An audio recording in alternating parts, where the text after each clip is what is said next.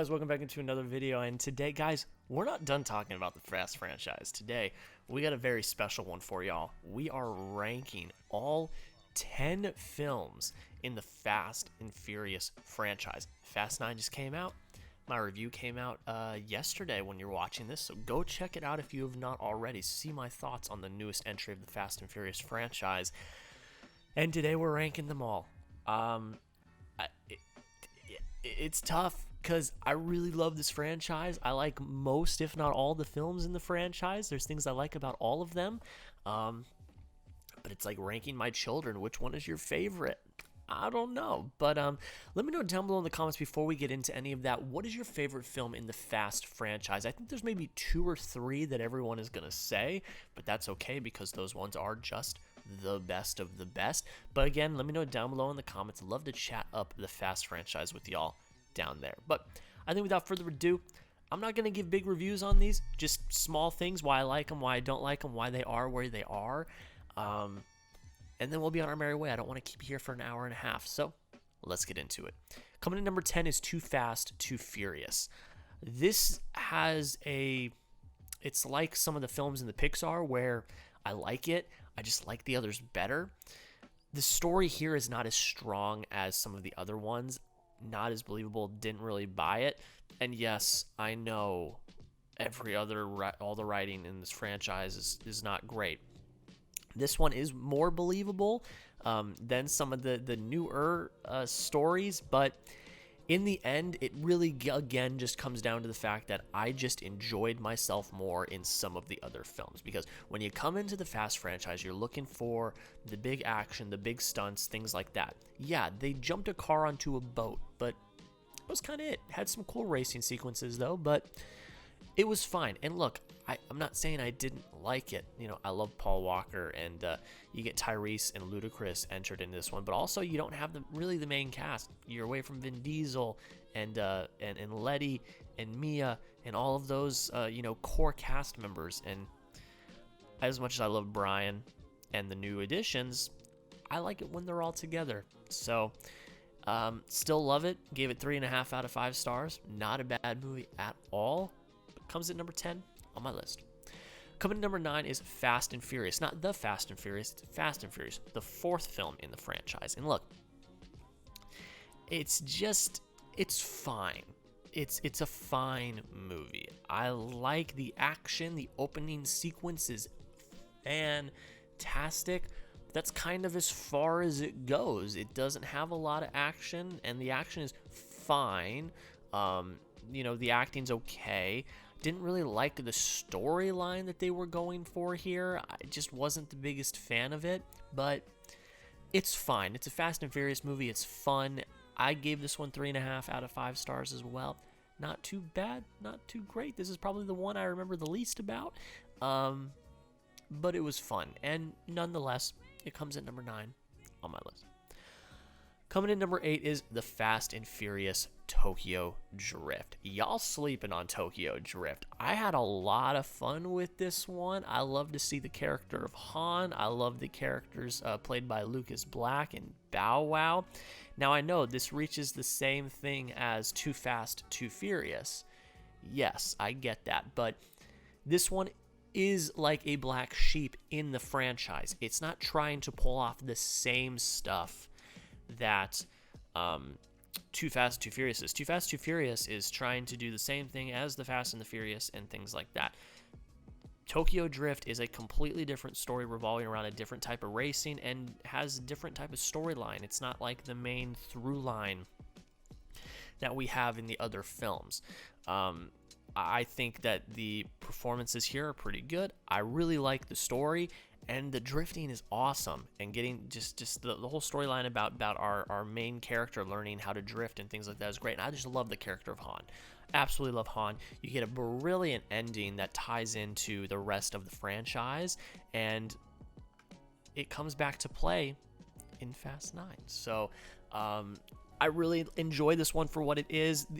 Just disclaimer, I enjoy all of these. I really do. I have to rank them. I said it's like ranking my children. Which one do I like the best? But I enjoy this one. It's a fun time. I love the characters and the moments and the racing and the ending. Just really, it's one of the better endings in this franchise, honestly. And I give it 3.5 out of 5 stars, and it comes at number 8 on my list.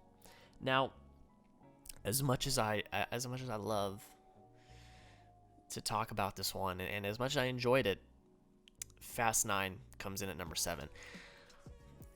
There's no doubt that it does lack heavily story-wise. The suspension of disbelief is not really there, but again, it's like I said in my review, which y'all should go check out if you have not already. When you go into a Fast and Furious movie at this point in time, you know what you're getting. It's going to be ridiculous. It's not going to really be that believable, and that's what it is. So going in for me, I had a kick-ass time with it. I really enjoyed it. I thought it was one of the funniest Fast and Furious movies so far, and it was great. The thing it does so well is it knows what it is, and it's winking at the audience a lot, which is great because it's self-aware of how ridiculous it is. The action is fantastic. I mean, I don't love the story. I don't really love Jacob and John Cena, but it's fun to watch. It's fun to have a good time with. And again, when you go into a Fast franchise film nowadays, you know what you're gonna get. You know what you're gonna get. So I really enjoyed this one. It's a damn good time. I gave it 3.5 out of 5 stars, and it comes in at number 7 on my list. Coming in at number 6 is Fast and Furious 6. I go back and forth all the time on whether or not I like this one or don't like it. I'm kind of back and forth on it, but fact of the matter is the action here is just as good as the others. I'm not the biggest fan of Luke Evans' Hobbs, but he's fine.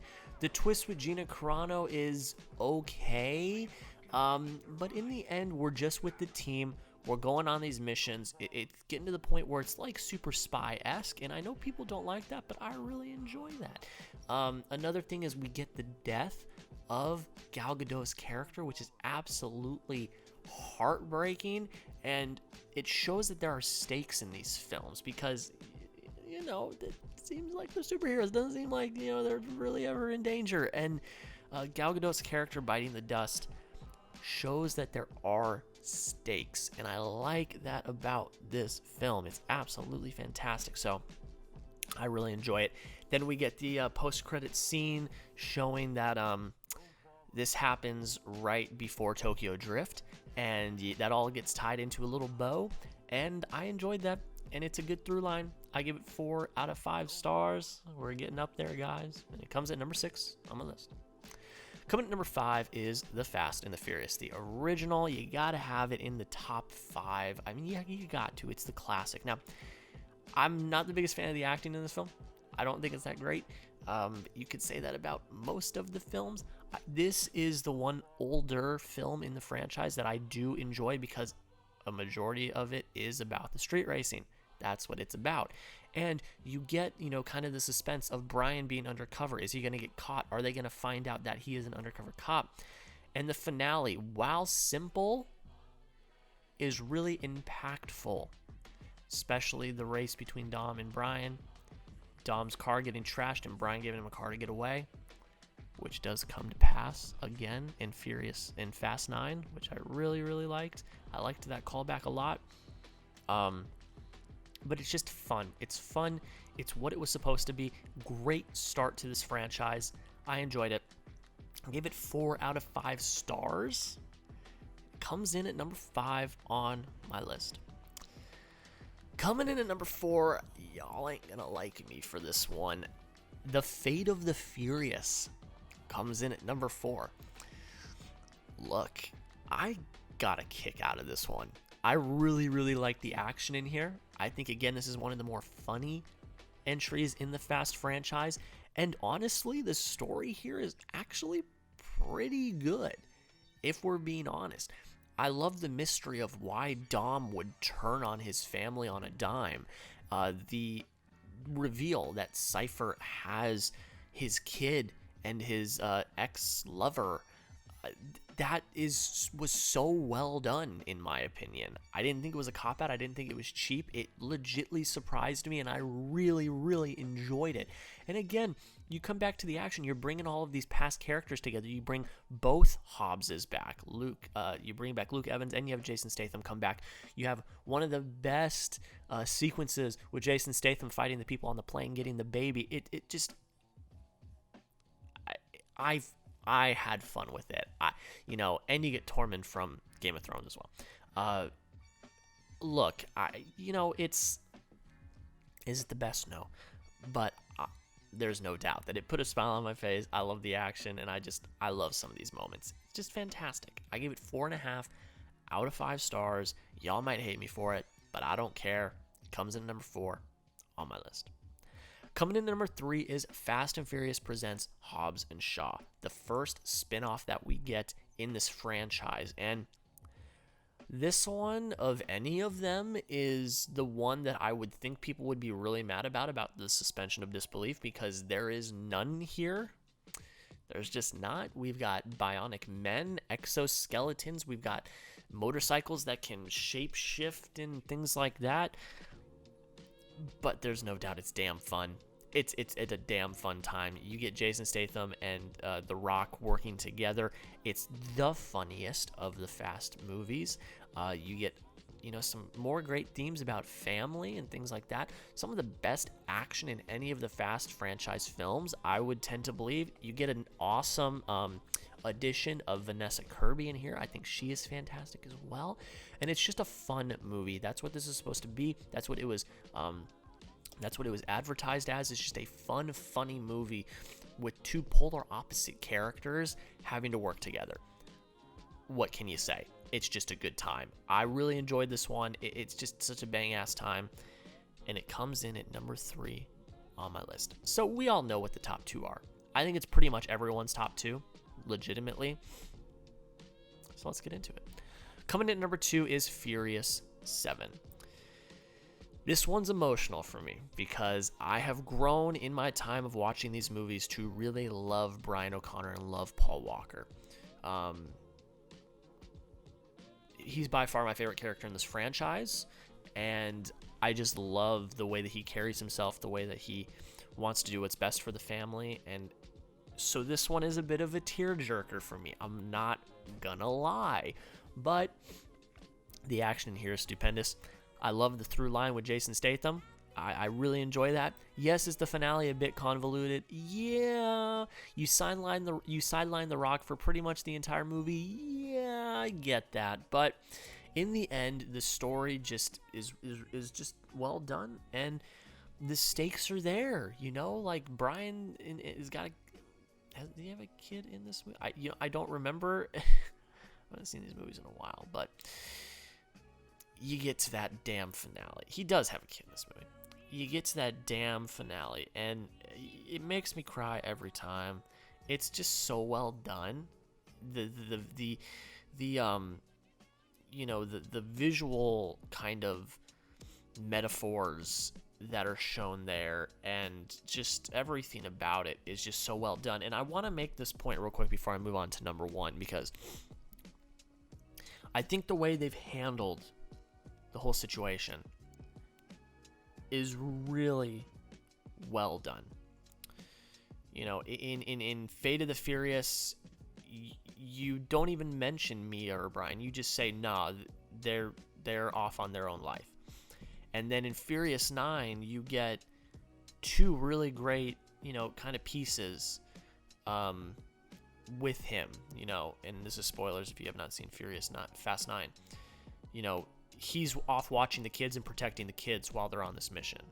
First off, they make that audible, that's the line that they say. And then the ending, which I'm not going to spoil because I want you guys to all go experience it, but the ending, the way that they end the way that they end F9, it's simple, but it hit me. It really did. So I got to give kudos to the way that they've handled this, because the easy way would have just been to write him out and kill him. It really would have been.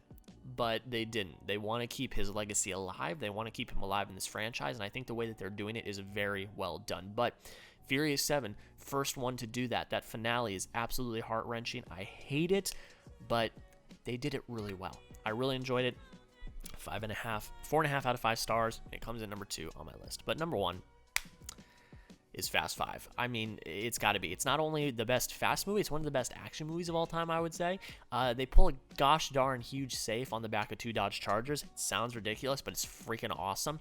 You bring in The Rock for the first time, and this was a great addition because he is fantastic as Luke Hobbs in these films. And you know, they bring back some of the older characters. There are stakes again.